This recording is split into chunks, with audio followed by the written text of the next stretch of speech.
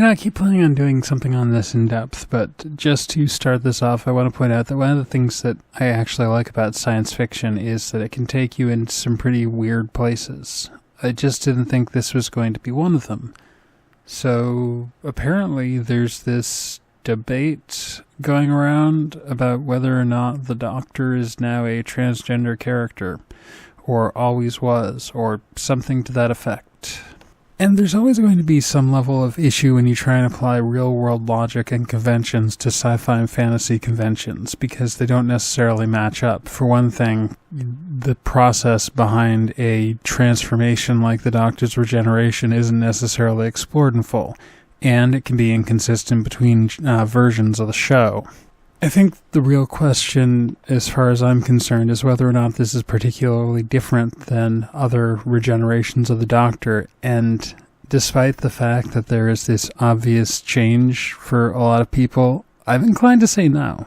And I am going to acknowledge the fact that, yes, they do play fast and loose with the rules of regeneration, and they have in the past, and they definitely will in the future, because bad writing in Doctor Who is almost as common as time travel in Doctor Who. It's just, there's a lot of it. The new series has been pretty consistent about it, but even in the old series, they used this as a tool to bring on new actors who had new personality traits, new physical appearances, a different accent quite often. And so it seems like the only thing that even in Classic Who they tended to have was a continuity of experience. In other words, it's a different person who remembers the same things. As Matt Smith would say, I will always remember when the Doctor was me.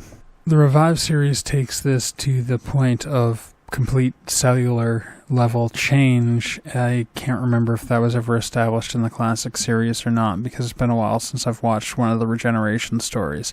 But the basic idea in the new series, at the very least, is complete cellular level change, and that kind of makes sense because they are effectively a new person walking off, which is why David Tennant didn't want to go. But given that the entire character is being rewritten every time, it's hard to say that this is a character who's actually transgender, because it is effectively a new person that we're talking about who's inhabiting the same space and continuity as the old character. This is done for storytelling reasons primarily, but it ends up with a functional difference between each subsequent version of the Doctor. Now, there is a problem in discussing this right now, because we don't know where the character is going.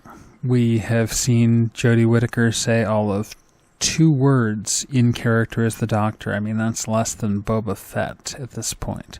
We haven't seen a single Chris Chibnall penned script featuring the new Doctor. We haven't really seen anything at this point.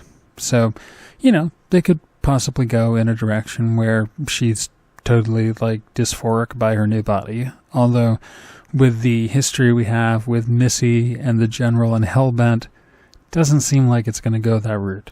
Just don't know for sure. But as far as character goes, for all the huffing and puffing about a female Doctor, it doesn't seem to me like it should be any more significant a change than Peter Capaldi's Doctor identifying as Scottish, or Christopher Eccleston's Doctor identifying as from the North. I mean, yeah, it's a big deal to us, but I would imagine that if you got shot and then suddenly had a completely different face, that would probably be a big deal to you as well. So I'm not sure still that this is anything that's new and unique specifically to the gender swap of the Doctor. Thanks for listening. Amaranth, out.